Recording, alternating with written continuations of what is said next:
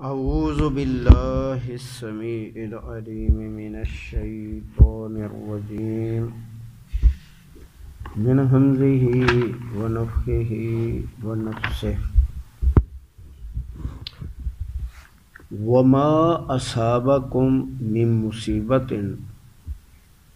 جو بھی تمہیں کوئی تکلیفوں میں سے تکلیف پہنچتی ہے، وہ چھوٹی ہو یا بڑی ہو، فَبِمَا کَسَبَتْ أَيْدِيكُمْ، تو وہ وجہ بنتے ہیں تمہارے ہاتھوں کے کمائے ہوئے برے کام۔ جو غلطی ہوتی ہے اور بعض دفعہ اللہ سبحانہ و تعالی چھوٹا موٹا جھٹکا لگاتا ہے اپنے بندوں کو سنبھلنے کے لیے کہ وہ سنبھل جائیں اور اپنے اس گناہ سے توبہ کریں، رجوع کریں، تو وہ تھوڑی بہت سزا دیتا ہے تو خیر کے لیے، بھلائی کے لیے، تاکہ یہ اسی سے ہی باز آ جائیں، سنبھل جائیں۔ اور جو آدمی توبہ کر لیتے ہیں اور اللہ کی طرف پلٹ آتے ہیں تو ان کے وہ گناہ نیکیوں میں بدل دیے جاتے ہیں، اور جو پھر ڈٹ جاتے ہیں، نہیں توبہ کرتے، تو پھر اللہ ان کی جو ہے مدت کو بھی لمبا کرتا ہے اور ان کو ان کاموں میں، برائیوں میں جو ہے ان کے راستے کھول دیتا ہے اور دنیا خوب دیتا ہے، تاکہ یہ کفر میں آگے بڑھیں اور پھر ہم ان کو ان کے بڑے کرتوت سے بڑی سزا کے لیے پکڑ لیں۔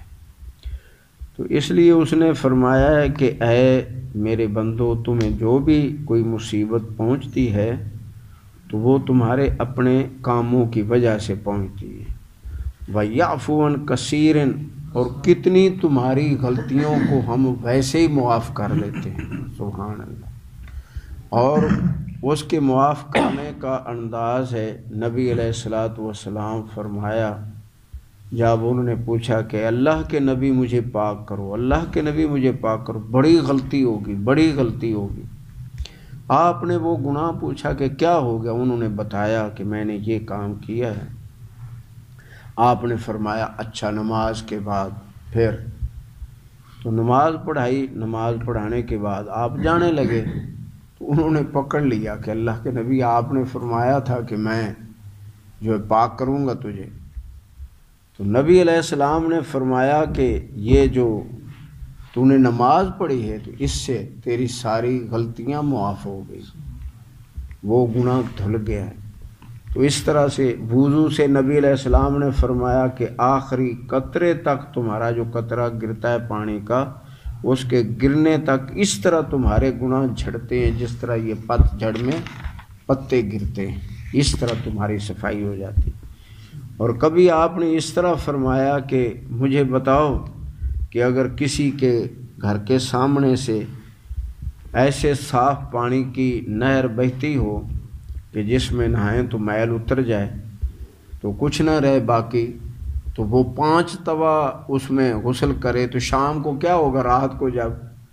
تو صحابہ نے عرض کی اللہ کے نبی کچھ بھی نہیں، اس کی میل کہاں پھر ملے گی، جب پانی کے اندر صلاحیت یہ ہے کہ وہ صفائی کرتا ہے۔ تو آپ نے فرمایا یہ نمازوں کی یہی کیفیت ہے، جب 5 نمازیں پڑھ لیتے ہو تو پھر صفائی ہو جاتی۔ اسی طرح فرمایا جو ہے جمعے تک، یعنی نماز تک، جمعے تک، اور پھر اس کے بعد جو ہے روزے اور حج، یہ گناہوں کا جھاڑ ہے، تو صفائی کر دیتا ہے اللہ تعالیٰ، کوئی گناہ نہیں رہتا۔ تو وَيَعْفُو عَنْ كَثِيرٍ،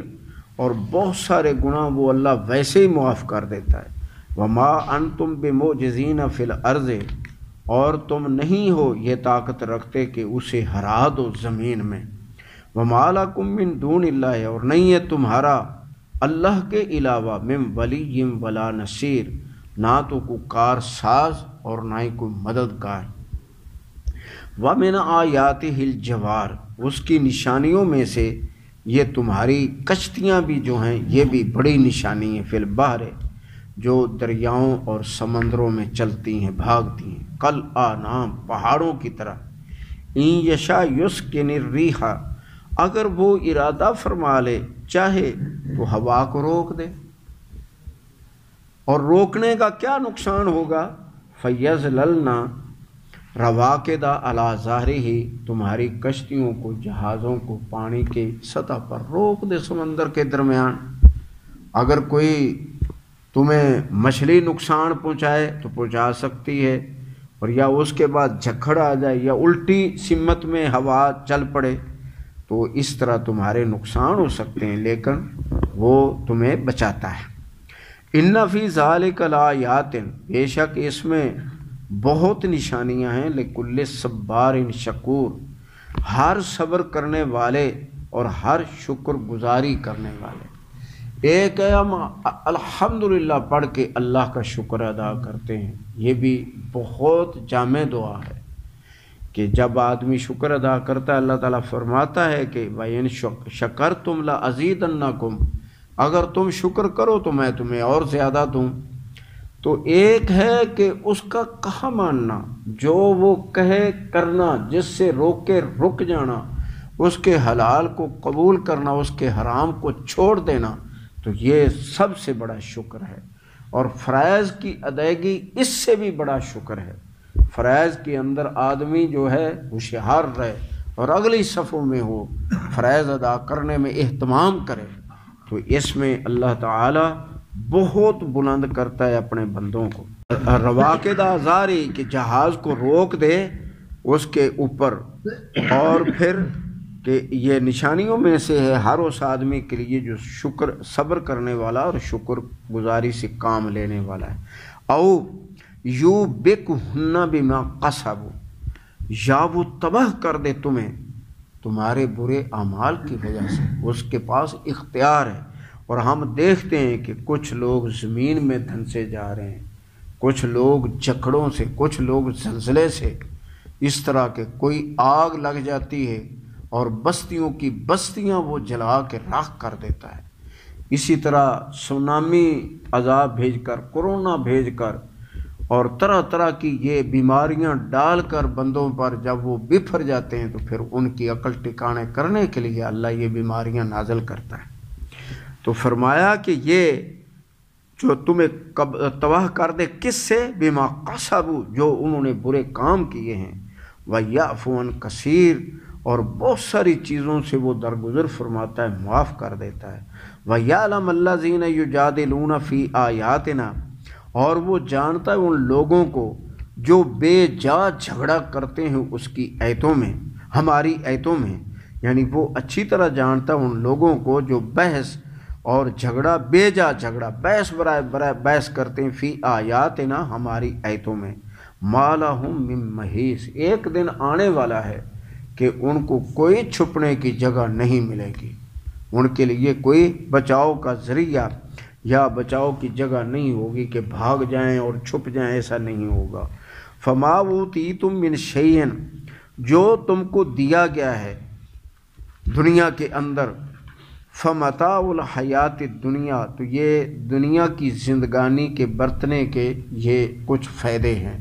کہ تم کچھ دیر کے لیے ان سے فائدے حاصل کرو۔ وما عند اللہ خیر اور جو آخرت کے مرنے کے بعد، اٹھنے کے بعد جو ہے جنت کے اندر حساب کتاب جو اللہ کے پاس ہے وہ بہت بہتر ہے۔ وَأَبْقَى اور باقی رہنے والا ہے، لِلَّذِينَ آمَنُوا کن کے لیے، مومنوں کے لیے، وَعَلَىٰ رَبِّهِمْ يَتَوَكَّلُونَ اور جو اپنے رب پر یقین اور توکل رکھتے ہیں۔ تو عموماً لوگ جو ہیں تھوڑی دیر کے بعد ہی گھبرا جاتے ہیں اور بے راہ روی کا شکار ہو جاتے ہیں، اور اللہ پر بے اعتمادی بڑے زور کے ساتھ، بلکہ اللہ کی غیبت اور چغلیاں اور پتہ نہیں کیا کیا اللہ کے بارے میں گفتگو کرتے ہیں۔ والذین یجتنبون کبائر الاسم یہ وہ لوگ ہیں جو بڑے گناہوں سے بچتے رہتے ہیں، والفواحش اور بے حیائی کے کاموں کو چھوڑ دیتے ہیں، بچتے ہیں۔ وَإِذَا مَا غَضِبُوا اور جب لوگ ان کو غضبناک کرتے ہیں، اس کا مطلب ہے ہوتے ہیں غضبناک، پھر کیا ہے؟ غاضبو ہم یغفرون، پھر وہ اللہ سے معافی مانگتے ہیں یا ان کے لیے معافی مانگتے ہیں جن پر یعنی سیخ پا ہوئے ہیں، غضبناک ہوئے ہیں، غصہ آیا ہے، ان کو گالیاں دی ہیں، برا بھلا کہا ہے، تو ان کے لیے جو ہے بخشش مانگتے ہیں۔ تو اس معنی کو بھی یعنی جیسے نبی علیہ السلام نے فرمایا کہ اگر تیرے سے اپنے بھائی کے مومن کی غیبت ہوگی اور تجھے یقین ہو گیا کہ میں یہ غیبت کر بیٹھا ہوں، اسی طرح ہی اس کی پیٹھ پیچھے اس کی بخشش کی دعا کر۔ صحیح حدیثیں ہیں کہ اس کے لیے بخشش مانگ اپنے رب کے، یا اللہ میرے سے غلطی ہوگی، مجھے بھی معاف کر، میرے اس بھائی کو معاف کر دے، میں التجا کرتا ہوں۔ والذین استجابوا لربہم، یہ وہ لوگ ہیں جو خوشی سے اپنے رب کے احکام جو ہیں قبول کرتے ہیں، وَأَقَامُوا الصَّلَاةَ، اور نمازوں کو اہتمام کے ساتھ پڑھتے ہیں، وَأَمْرُهُمْ شُورَى بَيْنَهُمْ، اور آپس میں اپنے کاموں میں مشورے کرتے ہیں ایک دوسرے سے، وَمِمَّا رَزَقْنَاهُمْ يُنْفِقُونَ، اور جو ہم ان کو رزق دیتے ہیں اس میں سے خرچ کرتے رہتے ہیں۔ وَالَّذِينَ إِذَا أَصَابَهُمُ الْبَغْيُ، یہ وہ لوگ ہیں جب ان پر کوئی ظلم زیادتی کرتا ہے، ہم ینتصرون، تو یہ اپنے اتنی نوعیت کا بدلہ لینے کا مطالبہ کرتے ہیں، اور ان کی رعایت اللہ نے بہت کی ہے، جو مظلوم ہو جائیں اور ان پر زیادتی کر دی جائے تو وہ کسی کے ذریعے یا جیسے بھی وہ اپنا بدلہ لیتے ہیں۔ تو اللہ نے فرمایا کہ اگر وہ پھر بھی ظلم کرے، زیادتی کرے، ڈٹ جائے، تو پھر تم ساری جماعت اکٹھے ہو جاؤ، اس کو بلا لو اور اس سے لڑو یہاں تک کہ وہ اس کا حق واپس کر دے، یعنی اس سے جنگ کرو، اور اس جنگ کے اندر وہ مر جاتا ہے تو جہنم میں جائے گا، اور تمہارا کوئی نقصان ہو جاتا ہے تو تمہارا جنتی ہوگا، جنت میں جائے گا۔ اس لیے کہ وہ ہم ینتصرون، وہ مدد لیتے ہیں، یعنی اپنا بدلہ پورا وصول کرتے ہیں لیکن زیادتی نہیں کرتے۔ وَجَزَاءُ سَیِّئَةٍ سَیِّئَةٌ مِثْلُهَا، اور سزا جو ہے برائی کی وہ تو اتنی جتنی نوعیت کی برائی ہے، یعنی یہ اللہ نے آگے انصاف کا جو ہے معاملہ بیان کیا کہ جتنا تیرے سے اس نے نقصان کیا ہے اتنا تو اس کا نقصان کر لے۔ اور اسی طرح کفار کے ساتھ بھی ہیں کہ جو کفار سے تمہاری مومنہ مسلمہ عورتیں بھاگ کے آ جائیں تو ان کو بچاؤ، ان کا دفاع کرو، اور جو انہوں نے خرچ کیا وہ ان کو واپس دے دو، یعنی یہ اگر ان کا کوئی مال انہوں نے خرچ کیا لے کے آ گئی ہیں کچھ بھی، ان کو واپس کرو۔ جب ہمیں حکم ہے کفار کا واپس کرو تو اپنے بھائیوں کا کیا حال ہوگا؟ بہت محتاط رہنا ہے۔ اور اس میں اگر ہم تھوڑا سا غور کریں کہ ہم نمازی ہیں، متقی ہیں، کسی کا ہم نے بے نماز کا ہم نے کچھ تھوڑا بہت کھا لیا ہے تو قیامت والے دن کچھ بھی ہو اس کے گناہ ضرور، اگر نیکیاں اللہ نہ بھی اس کو دے تو گناہ ضرور آئیں گے۔ سارے قرآن کے اندر یہ مسئلے بیان کیے ہیں کہ ہمارا نقصان ہوگا۔ یار فاسق فاجر ہماری نیکیاں لے جائے، کتنی بڑی، اور آپ سوچیں ذرا، اللہ یہ سر پہ 1 روپیہ بھی کسی کا ہو تو واپس ہو، اللہ ہمیں توفیق دے۔ تو اسی کے اندر بھلائی ہے۔ فمن عفا، ہاں جو خود معاف کرے، اس سے مطالبہ نہ ہو، خود معاف کرے، وَأَصْلَحَ، اور اصلاح کر دے، فَأَجْرُهُ عَلَى اللَّهِ، اس کی مزدوری، اس کا اجر اللہ پر ہے، اللہ بہت دے گا۔ إِنَّهُ لَا يُحِبُّ الظَّالِمِينَ، بے شک اللہ تعالیٰ ظالموں سے محبت نہیں رکھتا۔ وَلَمَا نِنْتَصَرَ،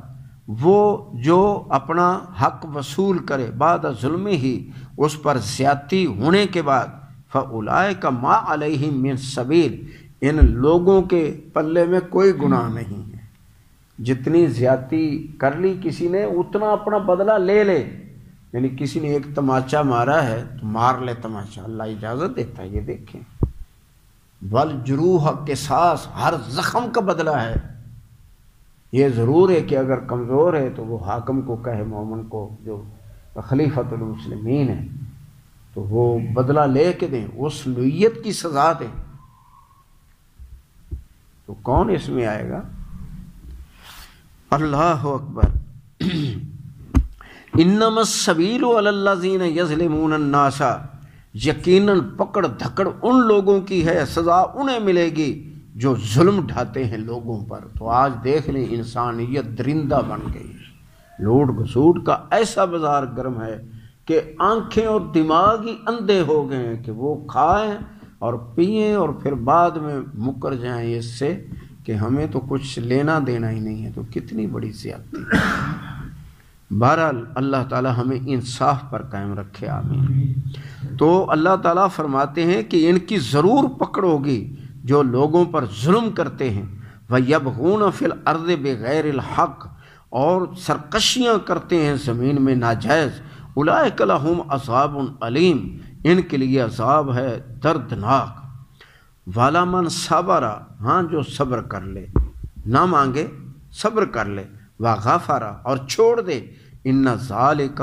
لمن عزم الامور، تو یہ چوٹی کے کاموں میں سے ایک کام ہے، اسلام کے ہمت کے کاموں سے۔ یعنی اس کا بھی معنی کیا ہے کہ یہ آدمی اللہ کے ہاں بہت مرتبے والا ہے۔ صدق اللہ العظیم۔